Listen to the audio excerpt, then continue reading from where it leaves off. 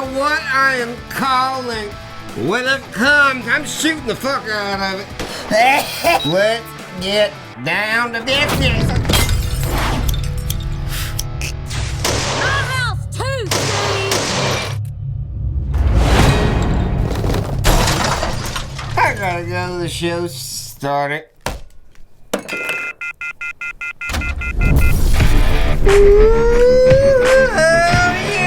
Happy Friday, yeah. Double fisted and back in the shop. Steve Jessup, Whiskey We Women, 1, 3, y'all. Can you believe that? 133 episodes of me talking to you right here in the shop, building shit. This episode is really a continuation from last episode, 132, where we tore down the Freedom Rider into parts. We are gonna reuse those parts and make gas-powered drink making machine daiquiris on the go, y'all. Shit, blended drinks anywhere. Okay? When the fucking power goes out, hurricane season, you know who's gonna be making drinks? This motherfucker right here. Hell yeah. You blend it don't work? Come over to my house. I'm making drinks. Let me show you how I did this. Yeah, man. Moving. God dang it. Get this drink machine rolling. We gonna need a solid base to attach all these Freedom Rider parts to. And I can't think of anything better than this utility cart I'm dragging all this shit around on right now. First up, I've got to give this thing a bath. Don't tell them what kind of grease and dark jizz or whatever. These carts are super helpful around the shop. You can get a cheap one like this at places like Harbor Freight, Northern Tool. I like it. To mount the motor, I'm gonna make a cardboard template using the original motor mount from the Freedom Rider. Now I'm gonna cut this out, trace it out, drill my holes, open that up with my sawzall. We ready to put a motor on this bitch. Oh, this thing is still covered in Amite River flood mud from 2016. I'm gonna get this old Tecumseh 7-horse cleaned up and ready for paint. Clean and ready. I'm gonna throw a fresh coat of John Deere green on this thing so we don't forget its Freedom Rider roots. Hell yeah, she's shining now. Got my motor mounted. Now I'm getting the wiring and electrical all straight. I put this 2x4 in here to hold the battery secure when the party gets wobbly. I also added this extension on my old drain so this motor is easy to service in the future. Alright, now I overlooked this at first. Because this starter solenoid right here is mounted to a plastic cart, it's not getting grounded out. And it don't work. You gotta run a ground wire up to the mounting plate on the starter solenoid for this thing to kick out. Ignition key right here on the handle. For the exhaust, I grabbed some 3/4 inch galvanized and ran that bitch straight up, high above the bar. Went ahead and sprayed the exhaust pipes with some red high-temp spray paint. At this point in the build, I thought it'd be a good idea we do a quick test fire and make sure there's no major issues with this motor.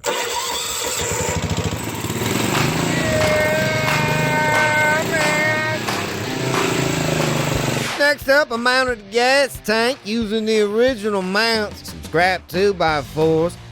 To help get the gas up to the top of the cart, I added this low-flow gas pump. Voila, I made a bar. Put 2 crossbars underneath, some old scrap decking boards, sanded that shit smoother than a goat's testes. Alright, I got this mower deck spindle with a pulley on it.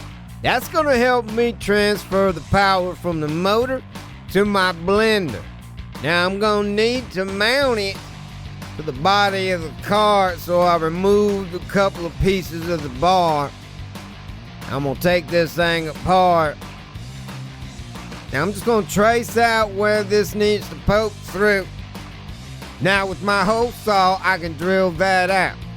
Now that I got this dropped in here, I'm just gonna drill straight through these holes for my bolts. Wait up, I need to remove this one more piece of bar top. Zip this off real quick. Alright, we're ready to lock this down. Alright, I got my bar top back on, and I've attached a coupler to the top of my mower spindle. That way I can attach anything I want to it. Normally, this little bit here spins the bottom of the blender, goes right in here in the base. But we're gonna make one out of this big ass bolt that fits in our coupler. I'm gonna get this top out of the way.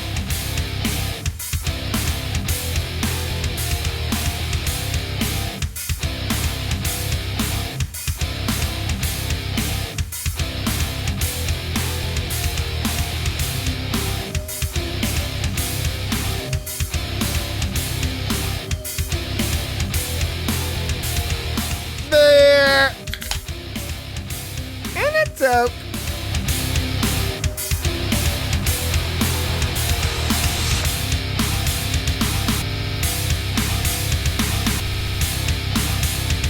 We're gonna give it a test fit. Ain't quite there, need to fine tune it. Gonna shave a little off with this file. Clean up this top. Look at that. I made a metal nipple. That fits in there nice. Does she spin? Hell yeah, look at that. Are we ready? I'm getting thirsty. Thing is coming together, man. Now that I got everything test fit and made, I'm gonna attach this with some blue thread locker, high strength, crank it down, stain it up. We're gonna put the base on, and then we're gonna be making drinks.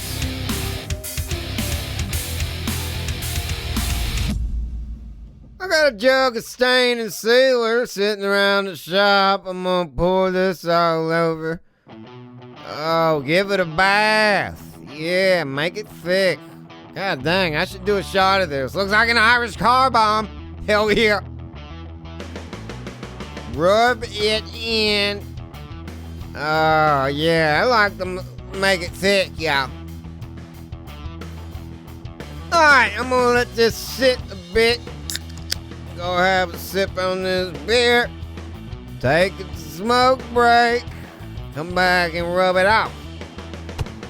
Got my rag. I'm gonna go ahead and rub this off. Reveal the final finish. Look good. This is the base that holds the blender in place when you're making drinks, and we gotta have it. But I had to trim it down so it fit our new metal nipple. I went ahead and added this piece of plywood so we'd have a way to attach it down to the bar. And I was able to use the original screw holes in the plastic to hold the wood on. Worked out really good. Now I want to make this look like all one piece.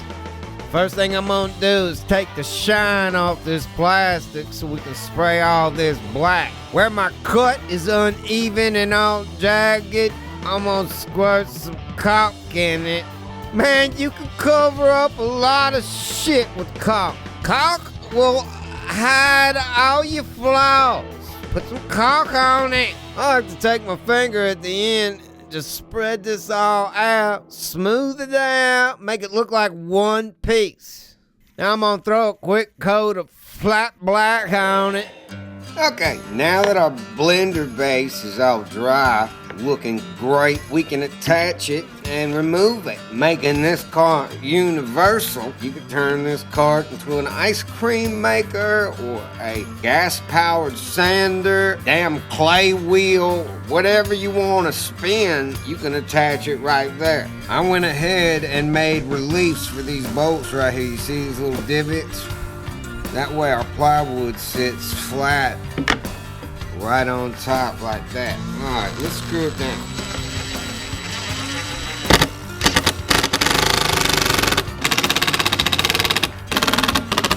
Check it again. Last thing I added was the belt tensioner. This allows me to adjust speed and power to the blender. I used an old spindle from the Freedom Rider and an axe handle, and I can swing that thing back and forth to adjust more or less power. We gotta kick this thing over and see how she spins.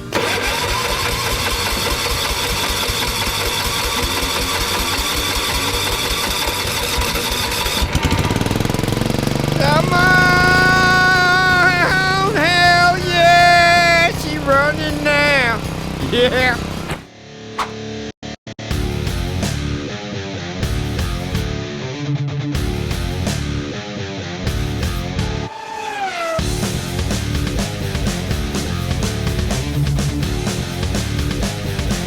Man, I am excited. We are finally here. Look at this. My vodka's been in the freezer so long, it's got freezer rain. I believe in using what you got. That's why we went ahead and picked up these tangerines out my yard. I got hundreds of them, and I'm sure you got something. Just pick it, get it together. We're gonna use this Texas vodka. I got an igloo full of ice. Look at that. Mini mates. We're gonna fire this old bitch up and make some drinks, y'all. When these tangerines are fresh like this, the peel comes off like a paper wrapper. Shit. Let's fire it up, blend this, then we'll put our ice and vodka in.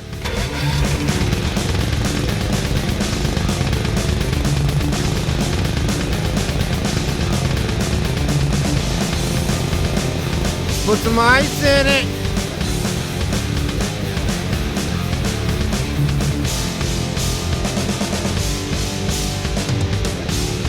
We're adding vodka!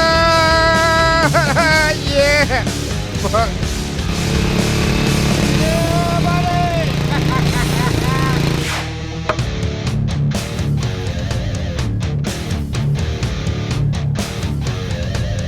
Cheers, y'all! Vodka, tangerine daiquiris, anywhere you want. Oh, I may be a redneck motherfucking genius, yeah.